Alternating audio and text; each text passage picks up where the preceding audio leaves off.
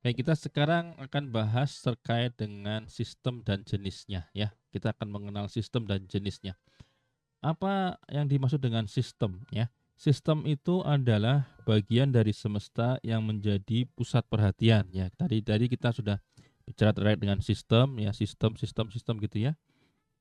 Sistem itu adalah bagian dari semesta yang menjadi pusat perhatian atau menjadi objek perhatian atau yang menjadi pusat pengamatan, istilahnya begitu ya. Di luar sistem itu adalah lingkungan.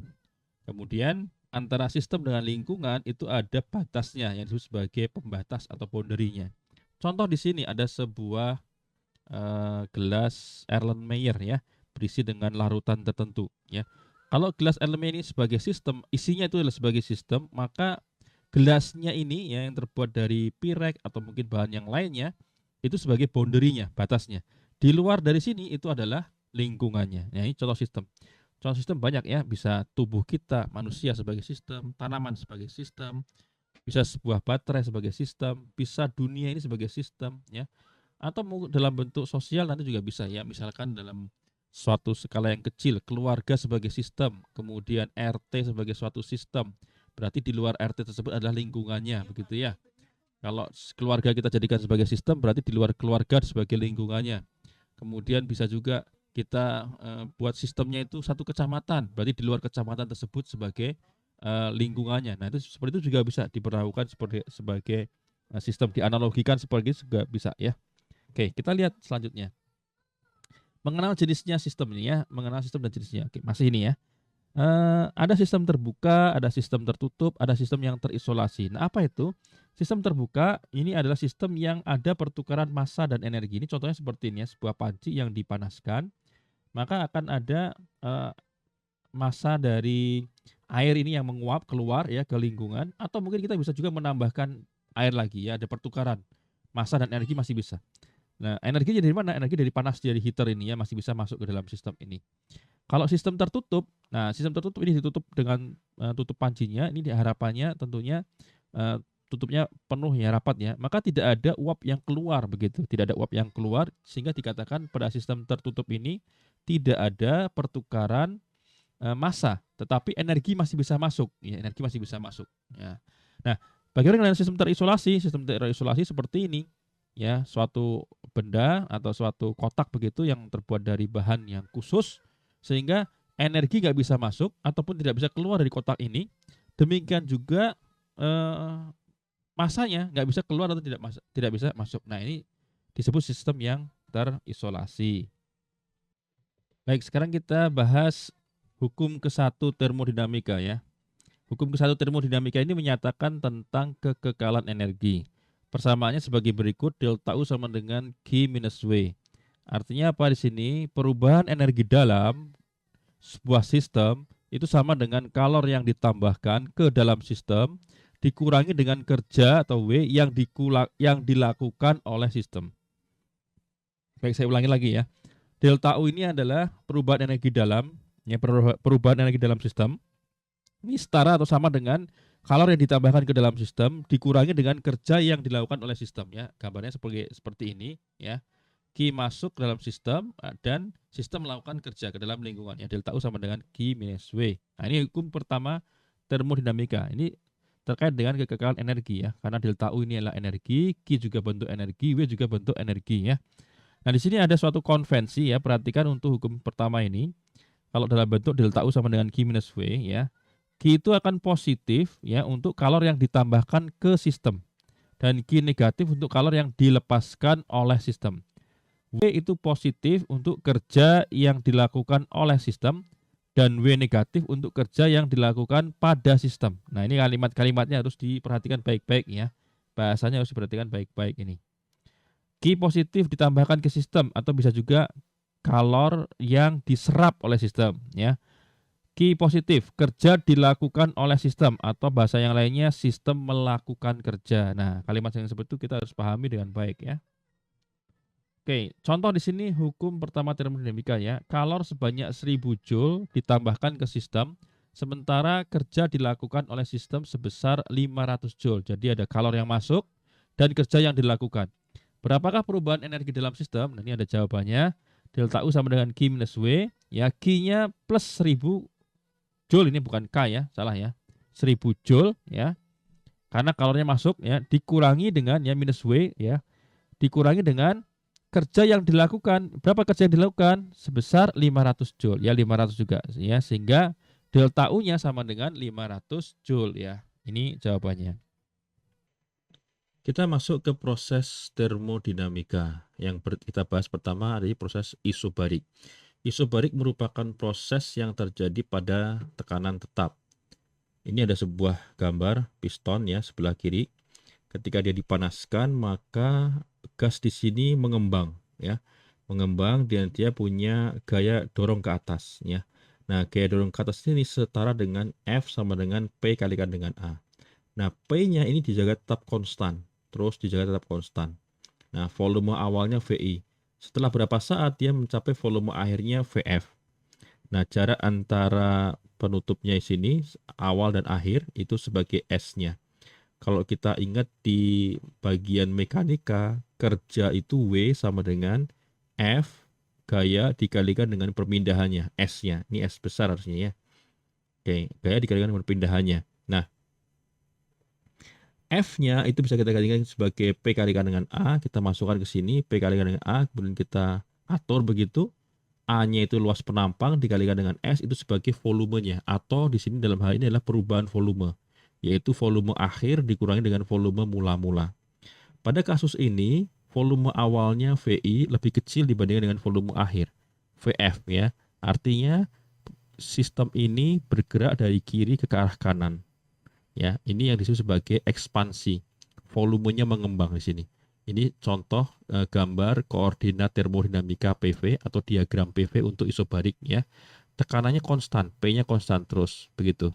Adapun volumenya dia berubah. Nah, untuk hukum pertama termodinamika pada proses isobarik itu menjadi seperti ini.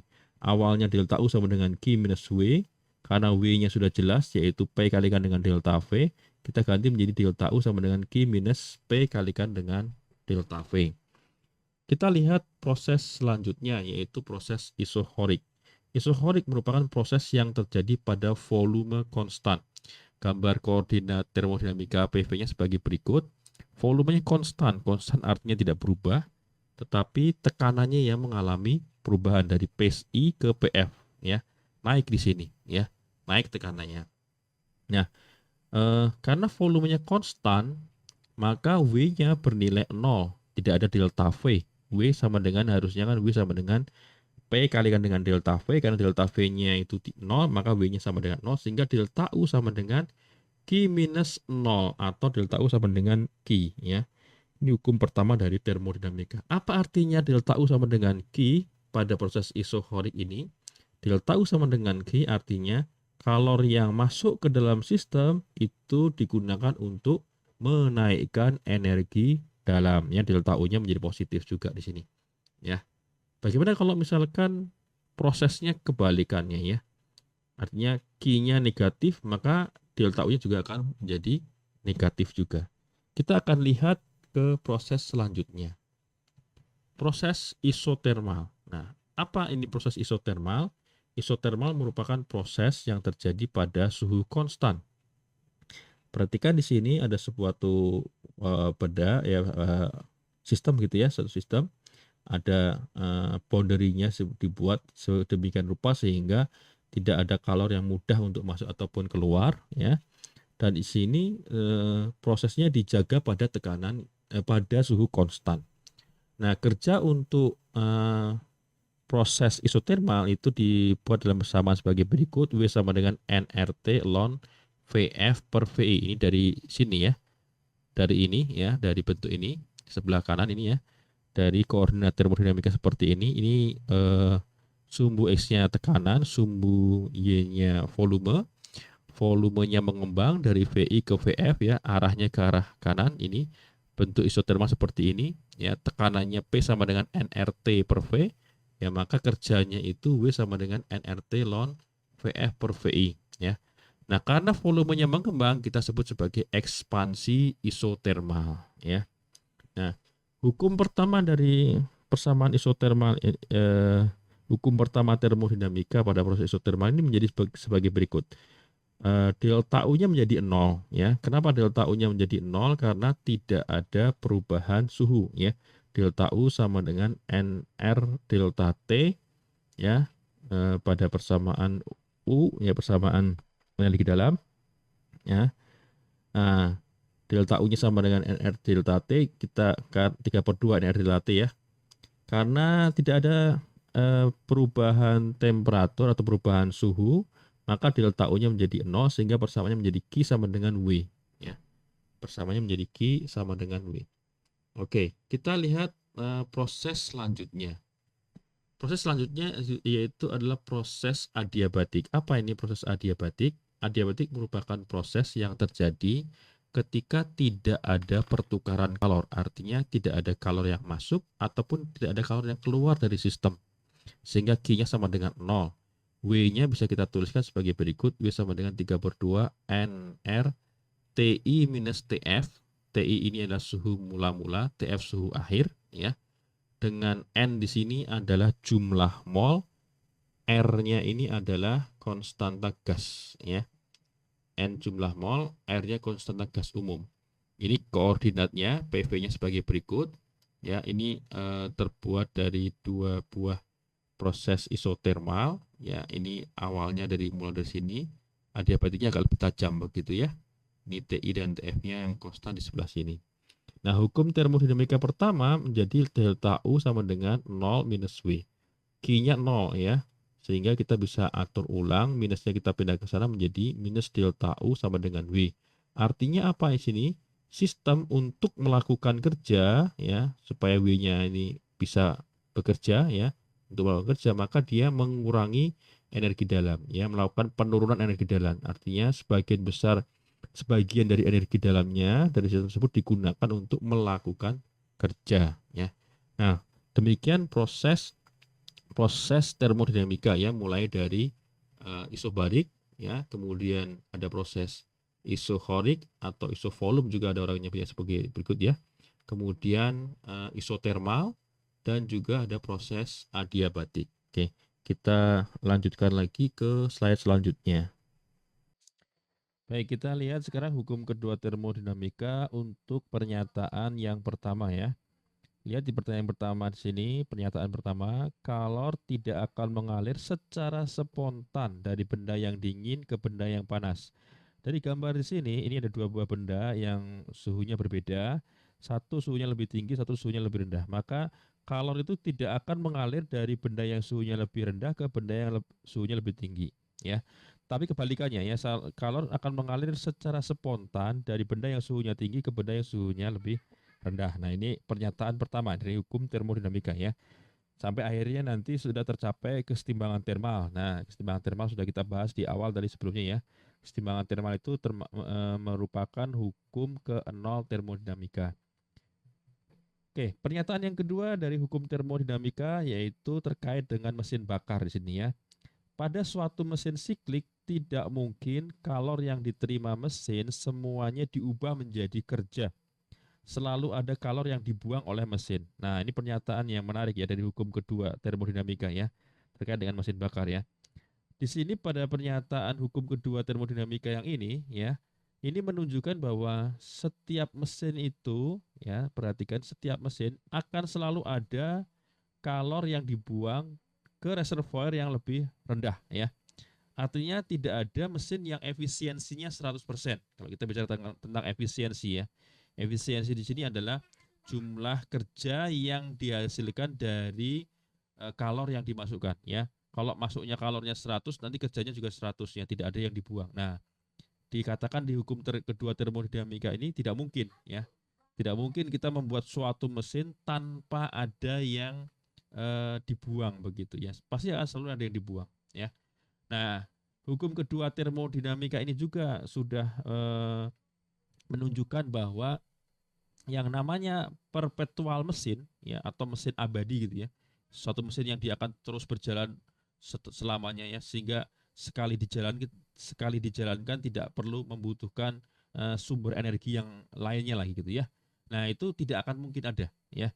Perpetual mesin itu tidak akan mungkin ada. Nah, nanti kita akan coba lihat ya, saudara bisa cek perpetual mesin di Google itu ya. Bisa dicek di berportal mesin itu banyak orang-orang yang karena mungkin saking pengennya mencari mesin dengan efisiensi yang tinggi atau sumber energi yang tinggi, sehingga membuat atau dalam tanda petik bisa melakukan penipuan begitu ya, membuat suatu mesin yang dikatakan bahwa mesin ini tidak perlu lagi sumber bahan bakar, ya selalu bergerak terus dia. Nah itu adalah suatu hal yang tidak mungkin ya. Ini sudah masuk ke dalam hukum kedua termodinamika. Ini salah satu pentingnya kita belajar fisika ya. Satu-satu pentingnya kita belajar fisika sehingga kita tahu bahwa tidak akan ada mesin yang tidak mungkin tanpa ada pembuangannya ya. Oke, sekarang kita lihat di sini gambar suatu mesin bakar di sini ya. Ini mesin bakar. Ini tempat masukannya di sini ya, intake valve-nya ya, dia kebuka, ini pistonnya naik gitu ya. Naik ya awalnya ke mulai dari intake stoknya ya. Kemudian dia pistonnya turun ya, turun ada uap yang masuk di sini ya. Kemudian dia mulai kompresi ya, dikompresi ya, gasnya di sini yang masuk gasnya ya. Kebuka valve-nya ya, valve-nya kebuka ya, masuk ke sini. Nah, kemudian gas masuk ya, ini gas bahan bakar ya. Nah, gas bahan bakar masuk kemudian oleh piston mulai dikompresi ya, ditekan, kemudian setelah ditekan dengan tekan tinggi ditambah dengan pembakar di sini ya. Ketika dibakar muncullah ledakan ya. Nah, ledakan ini yang digunakan menjadi energi ya, menjadi kerja ya. Kerja yang menggerakkan ke benda yang lainnya atau menggerakkan sesuatu yang lainnya. Terus menerus seperti ini prosesnya. Nah, ini adalah salah satu proses dari mesin bakar ya. Baik, kita lihat ke hukum termodinamika yang selanjutnya ya. Nah, ini terkait dengan efisiensi ya. Kita akan lihat di sini ya. Efisiensi dari suatu mesin itu adalah kerja yang dihasilkan dibagi dengan kalor yang masuk ya. Atau kalau kerja itu W itu adalah kalor yang masuk ke dalam sistem dari reservoir suhu tinggi dikurangi dengan kalor yang dibuang dari reservoir suhu rendah ya. Sehingga W-nya atau persamaan menjadi seperti ini ya, 1 minus Q0 per QI ya.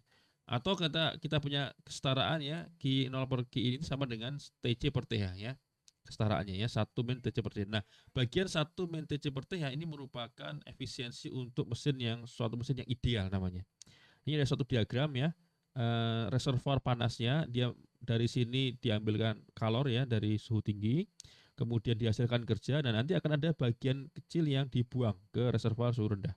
Nah, W ini ya, W dibagi dengan QI ini ya, itulah disebut sebagai efisiensi. Nah, W ini sendiri sama dengan atau kerja ini sama dengan QI dikurangi dengan Q0-nya sini ya, atau Q dari reservoir suhu tinggi dikurangi dengan Q dari reservoir suhu rendah. Nah, ini ada contoh soal sini ya. Kita akan coba bahas untuk soal berikut ini. Baik, kita lihat di sini ya, sebuah mesin mobil memiliki efisiensi 20% ya. 20% efisiensinya ya. Dan menghasilkan kerja rata-rata 20.000 joule ya tiap detiknya. Tentukan besar kalor ya, besar kalor yang dibuang. Berarti kita mencari nih ya, mencari nilai Q0-nya berapa ya dari mesin ini tiap detiknya ya. Oke. Nah, dari efisiensi kita dapatkan bahwa efisiensi itu sama dengan W per QI ya, W per QI, dan efisiensinya sudah dapat 20% atau 0,2 ya. 0,2 sama dengan kerja yang dihasilkan itu adalah 20.000 ya per key input ya, key inputnya. Dari sini kita dapatkan key input ya, perkalian silang kalikan dengan 0,2 gitu ya, sama dengan 20.000 atau key inputnya sama dengan 20.000 ya dibagi dengan 0,2.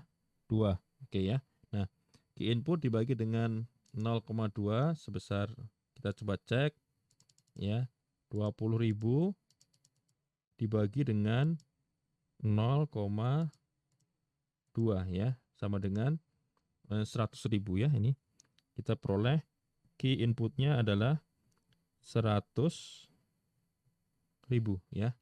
Key inputnya 100.000 ya, silahkan dicek. Oke, nah sekarang W itu ya, kerja itu sama dengan key input dikurangi dengan key outputnya ya, ini ya. W itu Q input dikurangi dengan Q outputnya. Kita punya 20.000 ya, sama dengan 100.000, salah ya, bentar, nggak pas titiknya. 100.000 ya dikurangi dengan key outputnya ya, sehingga kita dapatkan nanti key outputnya itu adalah 80.000 ya, satuannya joule. Nah ini ya, 80.000 joule, 80.000 joule ya, sesuai dengan jawabannya ya. Oke, kita lanjutkan ke slide selanjutnya. Baik, kita lanjutkan lagi ke hukum termodinamika kedua, pernyataan yang ketiga ya, terkait dengan entropi di sini ya. Setiap sistem yang terisolasi dengan berjalannya waktu akan menjadi tidak teratur atau menuju ke entropi maksimum ya. Ini contohnya sebagai berikut. Ini ada suatu sistem ya. Di sini ada bola-bola kuning yang terpisah dengan bola-bola biru ya. Nah, di sini kita katakan sebagai suatu sistem yang sangat teratur ya, highly ordered ya, karena kuning terpisah dengan yang biru ya. Nah, kecenderungannya sistem seperti ini, maka begitu dia gerak sedikit saja, mungkin sudah mulai bercampur nih antara yang kuning dengan yang biru ya. Ketika lama kelamaan dengan berjalannya waktu, dia bisa ya bercampur ya seperti ini. Nah, ketika kondisi seperti ini kita katakan sebagai disorder atau tidak teratur ya.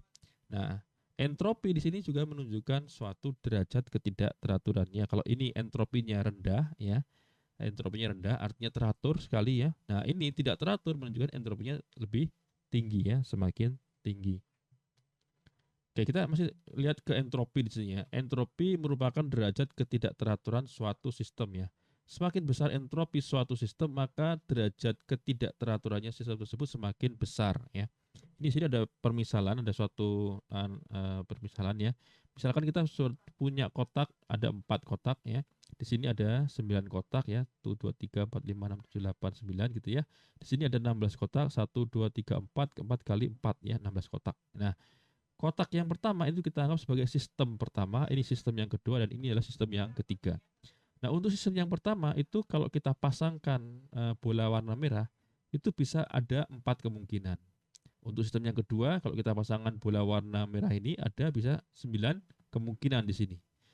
Sistem yang ketiga, ketika kita pasangkan bola warna merah di sini, bisa ada 16 kemungkinan. Suatu kemungkinan yang semakin banyak itu menunjukkan bahwa entropinya ya sistem pertama ini lebih rendah dibandingkan sistem yang kedua dan sistem yang ketiga ya, karena apa, dia lebih teratur. Di sini cuma 4 kali aja kemungkinannya untuk mengatur ya, konformasinya atau konfigurasinya dengan diatur 4 kali sudah, atau 4 posibilitas itu, 4 kemungkinan sudah cukup teratur ya. Untuk sistem yang kedua itu butuh 9 kemungkinan ya. Untuk sistem yang ketiga butuh 16 kemungkinan. Artinya semakin derajat ketidakteraturannya semakin tinggi seperti itu ya. Nah, bagaimana caranya untuk membuat suatu sistem itu yang tadinya sangat highly disorder ya, sangat tidak teratur, menjadi lebih teratur? Maka kita kecilkan ukurannya di antaranya gitu ya. Kalau yang ini tadinya 16 dikecilkan jadi 9, jadi 4 gitu. Ini kalau misalkan dijadiin satu kotak, makanya cuma satu kemungkinan aja kan. Jadi, ya, artinya sangat teratur sekali kalau misalkan si bola merah ini hanya menempatin kotaknya dia. Nah, ini entropi ya, bayangannya seperti itu ya. Kemungkinan-kemungkinan dari suatu sistem ya. Nah, di sini ada gambar sebuah besi yang berkarat ya. Besi itu lama-kelamaan akan semakin berkarat jika dibiarkan dalam waktu yang cukup lama. Dalam hal ini, tingkat entropinya semakin besar dari waktu ke waktu ya. Proses alamiah cenderung menuju ke tidak teraturan ya, atau entropinya maksimum di sini ya. Oke, ini terkait dengan entropi ya. Nah, perubahan entropi pada transfer panas kita lihat juga di sini ya. Pada transfer panas, kalau ini misalkan benda yang suhunya lebih tinggi, ini benda yang suhunya lebih rendah, awalnya belum berhubungan ya. Kemudian kita berikan kontak termal, maka ada aliran kalor di sini ya. Ada aliran kalor sehingga muncullah delta Q per delta T ya, laju aliran kalor setiap waktu. Nah, entropi itu adalah delta Q per T ya. Perubahan entropi totalnya delta Q per T2 di sini, yang coldnya dikurangi dengan delta Q per T1-nya. Ya, inilah untuk perubahan entropi panas pada transfer panasnya ya. Baik, kita lihat sekarang ke konsekuensi hukum dua termodinamika ya. Ini terkait dengan teori Big Bang ini ya. Di sini ada gambar terkait dengan teori Big Bang. Dikatakan di sini bahwa kejadian alam semesta diawali dengan Big Bang, ya, ledakan yang sangat besar ya. Kemudian alam semesta mengembang, derajat keteraturannya berkurang, artinya ketidakteraturannya yang meningkat atau entropinya semakin meningkat. Dengan berjalannya waktu lama-kelamaan nanti entropi alam semesta ini akan menuju ke maksimum nantinya ya. Dan dikatakan di sini pada fase ini sekarang ini benda-benda langit yang ada benda-benda langit yang suhunya tinggi ya, dan juga ada yang suhunya rendah ya. Sehingga akan selalu ada pindah panas nantinya dari benda yang suhu tinggi ke benda yang suhu rendah. Sampai akhirnya nanti semua benda-benda di alam semesta menjadi sama semua ya, dan tidak terjadi lagi pindah panas. Ini yang disebut sebagai heat death of the universe. Nah, ini adalah teori ya, teori di bidang sains ya, yang tentunya namanya teori bisa diterima, bisa juga tidak diterima ya. Tentu berbeda dengan apa yang diterima yang sudah diperoleh selama ini dari kitab suci tentunya. Baik, kita sekarang lihat di aplikasi-aplikasi dari termodinamika ya, atau pengetahuan dari termodinamika ketika kita aplikasikan pada bidang-bidang ini ya. Di fisika kita tahu bahwa semangkok atau sebuah panci panas gitu ya, sebuah panci yang berisi air panas begitu, secara perlahan dia akan dingin ya, mendingin ya. Dengan bagaimana? Dengan adanya kehilangan energi dari panci tersebut ya ke lingkungannya ya, secara perlahan-lahan. Di bidang kimia di sini dikatakan bahwa energi kimia dari gasolin, dari bensin begitu ya, begitu sudah lepas terbakar maka dia tidak bisa digunakan kembali. Nah, kalau yang ini terkait dengan hukum termodinamika di mana kalor itu mengalir dari benda yang panas ke benda yang lebih dingin ya. Yang ini terkait dengan proses ya, arah proses. Ya, arah prosesnya irreversible. Setelah digunakan dia tidak bisa digunakan kembali. Di bidang biologi ya, all living things grow old and die ya. Semua makhluk hidup itu dia akan tumbuh ya, kemudian menua ya, dan mati ya. As molecular defect in cell increase. Demikian juga dengan pada level molekuler juga. Di level molekul juga demikian ya. Sel juga akan mengalami pertumbuhan dan juga dia bisa mengalami kematian juga ya. Artinya prosesnya itu satu arah ya, setiap itu satu arah prosesnya. Nah, ini menariknya ya, di bidang biologi ini orang mencari zat atau bukan obat ya, semacam kandungan tertentu untuk mencari anti aging sekarang ini ya. Bagaimana untuk memperlambat ya kematian sel ya.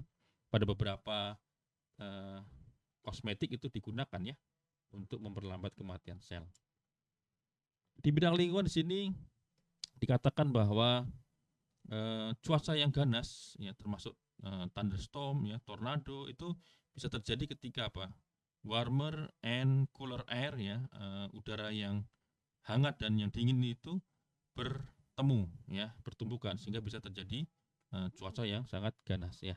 Nah, ini di sini ada suatu entropi ya, entropi yang ketidakteraturan di sini ya. Oke, di bidang teknologi kita lihat di sini ya, modern high efficiency appliance. Nah, produk-produk teknologi modern itu sudah didesain untuk meminimalisir energi yang terbuang ya, sehingga efisiensinya tinggi di situ ya. Nah, itu terkait dengan efisiensi mesin ya, efisiensi mesin. Di bidang geologi, volcanoes transfer heat energy from Earth's interior. Nah, ini dia ya, adanya transfer energi dari gunung berapi ya, berasal dari mana transfer energinya? Dari inti bumi. Nah, ini adalah salah satu uh, pengetahuan terkait dengan termodinamika juga. Oke, penutup di sini ya. Pertama kita harus tahu bahwa arah perjalanan waktu itu tidak bisa dibalik ya, tidak bisa balik lagi. Manusia tambah lama bertambah tua ya. Saudara saya ini masih muda, nanti 10 tahun lagi ya bertambah tua lagi ya. Kejadian di masa lalu tidak bisa diubah. Ya, tidak bisa kita balik lagi ya, seperti di film-film tidak bisa. Kemudian adanya keterbatasan dalam mengelola alam semesta. Ya. Inilah kita harus perhatikan di sini ya. Oleh karena itu perlu adanya efisiensi di sini, efisiensi. Sumber-sumber energi harus dicari, ya, alternatif energi harus terus dicari supaya ketika satu sumber energi itu berkurang, bisa ditemukan sumber energi yang lainnya. Baik, demikian materi ini kita sampaikan, mudah-mudahan bermanfaat. Kita tutup. Assalamualaikum warahmatullahi wabarakatuh.